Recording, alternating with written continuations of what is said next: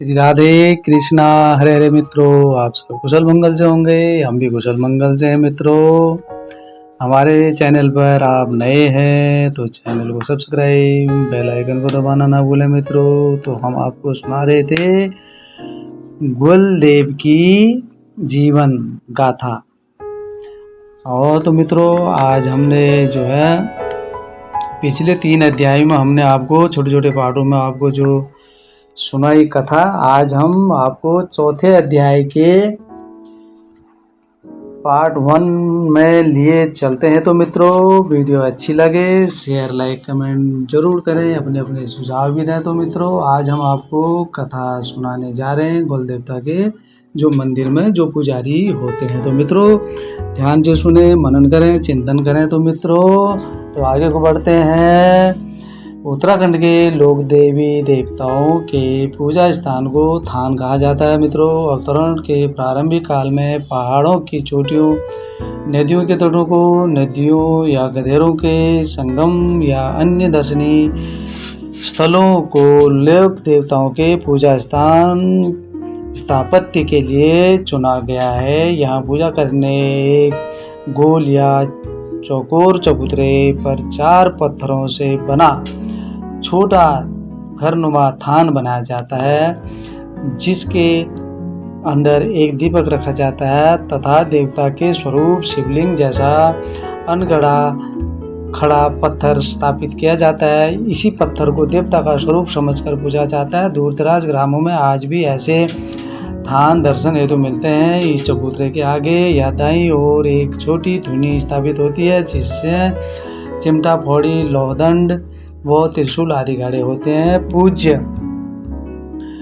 पूज्य के समय धुनी में लकड़ियां डालकर अग्नि प्रज्वलित की जाती है। इस परिसर के चारों ओर बांज, पया, सीलिंग, खड़ी इत्यादि पेड़ लगाए जाते हैं। इन पेड़ों के बढ़ने से दूर से इनका झुरमुट वहाँ पूजा स्थल होना इंगित करता है। थान स्थापकों द्वारा ही पुजारी नामित किया जाता रहा है। आगे उसी पुजारी परिवार की पीढ़ी के लोग ही पुजारी की उत्तरदायित्व निभाते आ रहे हैं। तो मित्रों, गुल देवता के जो मंदिर का जो पुजारी होता है हमारे उत्तराखंड में, हमारे जो लोक देवताओं जो हमारे पूजा स्थली होती है, तो वो इस प्रकार में हमने बताया आपको कि जो है वहाँ ये जो है त्रिशूल होते हैं, चिमटे होते हैं, फौड़ी होता है, जो लौहदंड होते हैं, दिए होते हैं। तो चारों तरफ पेड़ पौधे इसलिए लगाए जाते हैं उसके कि जो है दूर दराज से पता चलता है कि वहाँ हो सकता है मंदिर है करके आदि के बारे में जानकारी दी जाती है, तो मिल जाती है। मित्रों, आदि शंकराचार्य के उत्तराखंड में आने के बाद यहाँ कई जगहों पर दक्षिण भारत के वास्तु शैली में मंदिरों का निर्माण हुआ। इन मंदिरों को देखते हुए वे सामाजिक समृद्धता के फलस्वरूप स्थापकों की वर्तमान पीढ़ियों द्वारा यान थानों को मंदिरों में परिवर्तन किया जा रहा है। तो मित्रों, जो है जब यहाँ आदि शंकराचार्य जब आए थे उत्तराखंड में, तो उन्होंने जो है भारत के वास्तु शैली जो दक्षिण दिशा में से जो आए थे, तो वहाँ की कलाकृतियों को देखा, मंदिरों का स्वरूप देखा, तो उन्होंने बताया। तो अब धीरे धीरे जो है वही हमारे थान जो है वो अब मंदिरों में परिवर्तन हो गए हैं, हो रहे हैं, तो आगे को भी होते रहेंगे, परंतु पुजारी यथावत रहेंगे। पुजारी जो हैं पुराने ही हैं, पुराने ही पूजा पाठ करते आ रहे हैं। थानीय मंदिर में लोग सामूहिक या व्यक्तिगत तौर पर पूजा कर सकते हैं। मंदिर ऐसा परिसर है जहाँ पहुँचने पर दर्शनार्थियों का मन व इंद्रियां कुछ समय के लिए देवता के स्मरण प्रार्थना में लीन हो जाती है। उनकी इस क्षणिक तन्मयता को देवता के प्रति श्रद्धा विश्वास स्थापित करने या बढ़ाने में पुजारी बहुत सहायक होता है। मित्रों, उसका पहनावा, शारीरिक हाव भाव, बोल वचन दर्शनार्थियों को बहुत प्रभावित करता है, क्योंकि पुजारी जो होता है भगवान का दूसरा स्वरूप माना गया। मित्रों, तो जब मंदिर में जितने भी भक्तगण आते हैं वो दर्शनाभिलाषी आते हैं, दर्शनाभिलाषी कहते हैं उनको, वो आते हैं, वो जो है पूजा में जो स्थान पर जो पुजारी बैठे रहते हैं उनको वो भगवान का ही स्वरूप में देखते हैं। उसको पुजारी का भी ऐसा स्वभाव होना चाहिए कि जो है अपने भक्तगणों के जो है दुख हरण के लिए भगवानों से प्रार्थना करे, उसका नम्र व्यवहार, उसका जो है पहनावा, बोल भाव, वचन जो है, ताकि जो उसके जो भक्तगण हैं वो भी प्रभावित होते हैं। पुजारी के विषय में सब जानते हैं। यह व्यक्ति होता है जो देवता के मंदिर में देवता की स्थापित विधि विधान से स्वयं पूजा करता है तथा वहीं दर्शन हेतु आने वालों से भी पूजा करवाता है या उनके द्वारा अर्पित चढ़ावा पुष्प द्रव्य भेंट अथवा देवता को प्रस्तुत कर उसे स्वीकारने की प्रार्थना या अनुरोध विनय करता है। दर्शनार्थियों को आशीर्वाद स्वरूप देवता को अर्पित चढ़ावा, प्रसाद, फल फूल बांट देता है। शहर व बड़े मंदिरों की रीति रिवाज यही है। यहाँ पुजारी एक तरह जीविका उपार्जन हेतु पूरी तरह मंदिर पर ही निर्भर रहता है। कहीं कहीं तो पुजारी मंदिर परिसर में ही रहते हैं, परंतु ग्वालदेव जी के मंदिर गांव-गांव में स्थापित हैं। ये मंदिर या थान आदिकाल में गांव के बसने के समय वहां आए परिवारों ने देवता का दगड़ पाने स्थापित किए हैं। अधिकतर मंदिर परंपरागत पत्थर की छतों वाले बने होते हैं। इनके अंदर अनगढ़े पत्थरों शिवलिंग की तरह को देवता की मूर्ति स्वरूप स्थापित किया गया है। पुजारी जी खुद या ब्राह्मण द्वारा मंत्रोच्चारण करते हुए इन पत्थर मूर्तियों को गंगा जल व पंचगव्य द्वारा स्नान कराते हैं। फिर इनको चंदन, रोली, फूल, वस्त्र, नैवेद्य अर्पित कर पूजा करते हैं। तब से उस परिवार का ही कोई न कोई सदस्य पीढ़ी दर पीढ़ी इन मंदिरों में पुजारी का कार्य करते चले आ रहे हैं। गांव में स्थापित मंदिरों में रोज पूजा नहीं होती। पुजारी जीविका उपार्जन हेतु मंदिर पर निर्भर नहीं होता। वे अपने अन्य कार्य के साथ साथ पुजारी का उत्तरदायित्व भी निभाते रहते हैं। परंपरा अनुसार कुछ अवसरों पर ही मंदिरों में पूजा होती है। साल में 2 बार नई फसलों के अनाजों को अर्पित करने नैनाई के रूप में सामूहिक पूजा आयोजन होता है। दूसरा, हर साल या तीसरे साल जागर या नौरता के रूप में सामूहिक पूजा आयोजन होता है। कहीं कहीं साल की दोनों नवरात्रियों के दौरान मंदिर में हरेला बोया जाता है तथा दशमी को हरेला काटकर सूक्ष्म पूजा का भंडारा होता है। इसके अतिरिक्त ग्राम जनों की मनौती पूरी होने पर यह व्यक्तिगत रूप से मंदिर में अपने संकल्प के अनुसार दुर्गा सप्तशती पाठ, हवन कथा या बलिदान वाली पूजा कराते हैं। कभी कभी गांव की बेटियां भी ससुराल से बधाई पूजा देने भी आती हैं। पुजारी जी इन सभी अवसरों पर पूजा कराने मंदिर में आते हैं। मंदिर के अंदर जाना वो पूजा की तैयारी करने का अधिकार पुजारी जी का ही होता है। पुजारी परिवार का सबसे सरल स्वभाव व स्वच्छ हृदय वाला व्यक्ति होता है। उसे भी बहुत स्वच्छता व शुद्धता से रहना होता है। पूजा से पहले दिन ही उसको सात्विक भोजन व ब्रह्मचर्य का पालन करना होता है। पूजा की सुबह उनको नदी या तीर्थ स्थान कर ही आना होता है। स्वच्छ धोती, कुर्ता, टोपी पहनकर ही वो मंदिर में प्रवेश कर सकता है। कहीं कहीं जगरिया या डेंगरिया ही पुजारी का कार्य भी करता है। यद्यपि पुजारी को रोज मंदिर में आना नहीं होता, फिर भी उसे अपने रहन सहन, खान पान में शुचिता व शुद्धता का पालन करना होता है। यह नातक सूतक वाले घर में पानी, चाय, खाना ग्रहण नहीं कर सकता है। तो मित्रों, ये हमारे जो कुल देवता के मंदिर हैं, जो हमारे पुजारी हैं, जो वहाँ के गांव हैं, गांव में जो स्थापित हैं जो मंदिर हैं, तो उसमें आदि काल से गांव में जो धीरे धीरे लोग बसने लगे, तो वहीं परिवारों के साथ जो है दगड़ पाने पर उन्होंने जो है ये मंदिरों का निर्माण किया, उनको स्थापित किया। और जहाँ अनगढ़े पत्थरों को जैसे शिवलिंग की तरह देवताओं की मूर्ति स्वरूप स्थापित उन्होंने करते चले गए। पुजारी ये खुद ब्राह्मण मंत्रोच्चारण करते हुए मूर्तियों को जो है गंगा जल में जो है स्नान कराने के बाद प्राण प्रतिष्ठा करके उन मंदिरों में स्थापित किया जाता है। सामूहिक या व्यक्तिगत पूजा आयोजनों में पुजारी जी देवता की अनगढ़ी पत्थर की मूर्तियों के सम्मुख चढ़ावा अर्पित कर शिवकारों की पूजा स्वीकार करने की प्रार्थना अनुरोध भी नहीं करते हैं। पुजारी हर अवसर पर मंदिर की सफाई, लिपाई, दिया बाती व अन्य पूजा कर्म के रूप देवता की सेवा शुश्रूषा करते हैं। देवता इस सेवा से उन पर सदा प्रसन्न रहते हैं।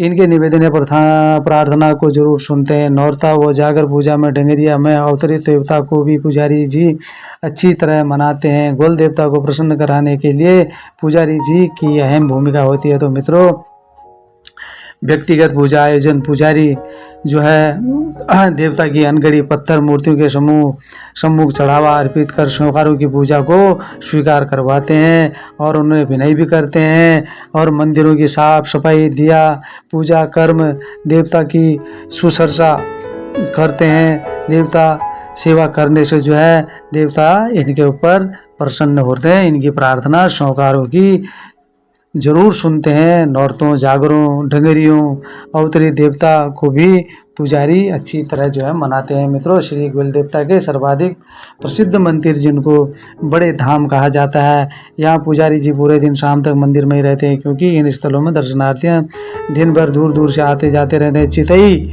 अल्मोड़ा, घोड़ाखाल, भवाली, गोरिल, चौड़, चंपावत, ताड़ी खेत, रानीखेत व चमड़ खान इत्यादि जगहों में बने मंदिर बड़े धाम कहे जाते हैं। इन जगहों पर मंदिर या थान गोरिया राजा के देहावसान के बाद प्रारंभिक अवतरण काल से ही सत्यापित है। इन स्थलों में गोरिया राजा न्याय सभा किया करते थे। अंततः प्रारंभ में उनके सम्मुख कर्म स्थलों में छोटे छोटे थान बनाए गए। बाद में श्रद्धालुओं द्वारा इन पत्थर के थानों को छोटे छोटे सीमेंटेड मंदिरों के रूप में परिवर्तित किया गया। इन स्थलों के नज़दीकी ग्रामों के ब्राह्मण परिवारों को आस्थावान स्थापकों द्वारा पुजारी नामित किया गया। तब से उसी परिवार के लोग बारी बारी से मंदिरों में पूजा करने आते रहते हैं। इनको हक हकूक रूप से पुजारी कहते हैं। पूर्व काल में पुजारी पूरे दिन मंदिर में नहीं रहते थे, तब केवल कुछ ही पारंपरिक पूजा करने वाले परिवार या अन्य फरियादी दर्शनार्थी मंदिर में आते थे। परंतु पिछले 2-3 दशकों से जनसंख्या वृद्धि, जीवन स्तर में सुधार व आवागमन में सुगमता के कारण पूजक व सामान्य दर्शनार्थियों की संख्या में एकाएक वृद्धि हुई है। सरकार द्वारा पर्यटन को प्रोत्साहन करने के इरादे से इन मंदिरों की पहुंच तक आवागमन के सुविधाजनक बनाया गया है। इसके अलावा कई स्थानीय विधायकों द्वारा भी मंदिर सौंदर्यीकरण हेतु विधायकी फंड से धनराशि प्रदान की गई है। इससे मैदानी भागों से आए पर्यटक भी श्रद्धा के साथ मंदिरों में दर्शन करने पहुंच रहे हैं। त्योहारों व समृद्धता की वजह से लोगों में धार्मिक भावना भी प्रबल हो रही है। इसके अलावा जाति पाति बंधन मुक्त दर्शन व्यवस्था के चलते दर्शनार्थियों की संख्या में उत्तरोत्तर वृद्धि हो रही है। अतः अब दर्शनार्थियों द्वारा देवता की पूजा कराने पुजारी जी को पूरे दिन भर मंदिर में ही रहना होता है। पारंपरिक परिवार के ये पुजारी देवता की पूजा विधि की अच्छी तरह जानते हैं तथा दैविक प्रकोप से बिगड़े मामलों को देवता द्वारा सुलझाने में सफलता प्रदान करते हैं। तो मित्रों, जो गोलू देवता जी के हमारे जो है प्रसिद्ध मंदिर है, मान लिया बड़े बड़े धाम है जो, तो वो जो चितई है, अच्छा घोड़ाखाल भवाली में पड़ता है, अच्छा गोरिल चौड़ में जो है, चंपावत ताड़ी खेत में है जो रानीखेत, और चमड़ खान इत्यादि जगहों में जो ये बड़े मंदिर हैं, बड़े धाम हैं, तो इसमें दूर दूर से लोग आते हैं। तो दिन भर भी भीड़ रहती है। तो कई चीज़ों में अब जो है परिवर्तन हो गया है, सुख साधन बढ़ गए हैं। मंदिरों में सीमेंट के अच्छे अच्छे मतलब मंदिरों का निर्माण हो रहा है।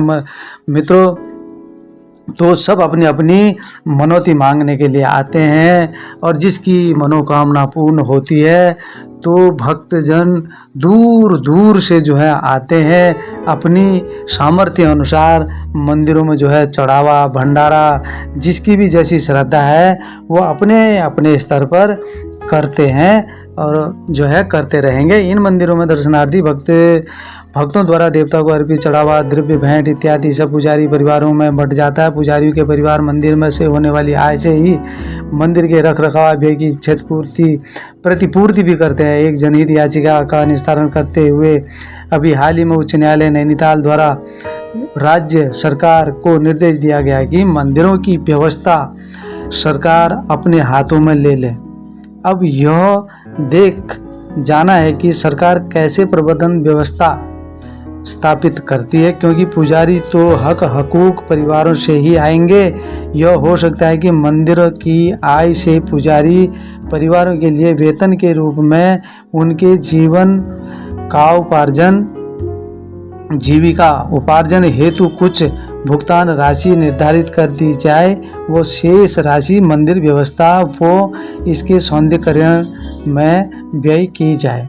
तो मंदिरों अब जो है यहाँ पर जो हमारा उत्तराखंड देवभूमि का जो न्यायालय है, तो इन्होंने जो है निर्देश भी दिया है कि मंदिरों में जो व्यवस्था है सरकार अपने हाथ में ले ले, क्योंकि जो मंदिरों का रख रखाव, साफ सफाई, सुरक्षा जो होती है, इसलिए जो भी पुजारी रहेंगे हक हकूक वाले जो पहले से चले आ रहे हैं, तो वह उनको वेतन के रूप में जो है वो मानदेय दिया जाए। तो मंदिर प्रबंधन में सरकारी हस्तक्षेप नहीं होना चाहिए, क्योंकि हमारे देश में पूर्व काल से ही हजारों मंदिर आस्था के आधार पर राज्य सत्ता के हस्तक्षेप के बिना आस्थावान व्यक्तियों द्वारा स्थापित किए गए हैं।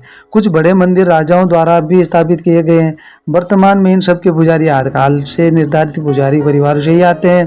पुजारी परिवारों को चाहिए कि वे मंदिर को स्वच्छ, सुंदर, शुभ व्यवस्थित रखने के साथ साथ यहाँ दर्शनार्थियों के लिए मूलभूत सुविधाएं भी उपलब्ध कराएं। तो मित्रों, कहते हैं कि मंदिर प्रबंधन में सरकारी जो हस्तक्षेप नहीं होना चाहिए। कुछ का मत है नहीं होना चाहिए, क्योंकि ये हमारे जो है पूर्व काल से ही जो है ये आस्था जो है चली आ रही है। तो हस्तक्षेप के बिना आस्थावान व्यक्तियों द्वारा स्थापित किए गए हैं। किसी का उस टाइम पर कोई हस्तक्षेप नहीं था आस्था पर, लेकिन अब राजाओं ने भी तो मंदिरों का निर्माण किया और इनके पुजारी भी जो थे पहले से ही चले आ रहे हैं।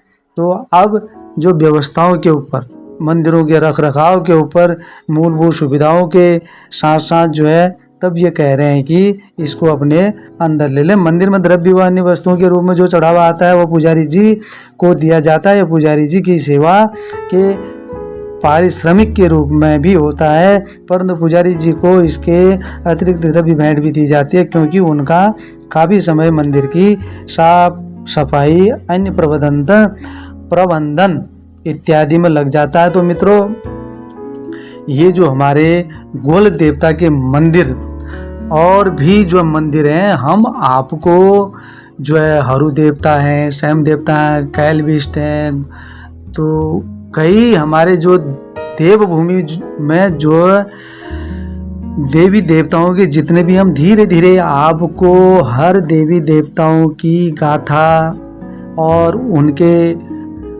चमत्कारों के बारे में हम आपको जानकारी आगे को देते रहेंगे। अभी हमने आपको देवभूमि उत्तराखंड श्री गोलजू का जीवन की गाथा के बारे में हमने जो आपको ये अध्याय जो थे, हमने उनको छोटे छोटे पार्टों में जो आपको हमने कथा सुनाई है, तो आगे को भी हम आपको सुनाते रहेंगे। तो मित्रों, आप सुनते रहिए, आगे को इनको शेयर भी करते रहिए और चिंतन मनन भी करिए। मित्रों, ये हमारे देवभूमि की जो है आस्था और विश्वास और उत्तराखंड के लोग देवी देवताओं के बारे में, पूजा स्थान के बारे में जो हमने आपको प्रारंभिक काल में पहाड़ों की चोटियाँ, नदियाँ, तटों, गधेरों और संगम, तीर्थ स्थलों, दर्शनीय स्थलों, लोक देवताओं का जो हमने पूजा स्थान स्थापत्य के लिए जो यहाँ ये जगह चुनी गई थी, तो उस बारे में हमने आपको ये कथा सुनाई। तो मित्रों, आपको कथा ज़रूर पसंद आएगी और आप जो है अगली वीडियो में हम आपको फिर सुनाएंगे अगले अध्याय की तरफ बढ़ते हुए। तो आप जो है अगले अध्याय में सुनेंगे, जगरिया के बारे में हम कथा सुनाएंगे। तो तब तक के लिए राधे कृष्णा, हरे हरे।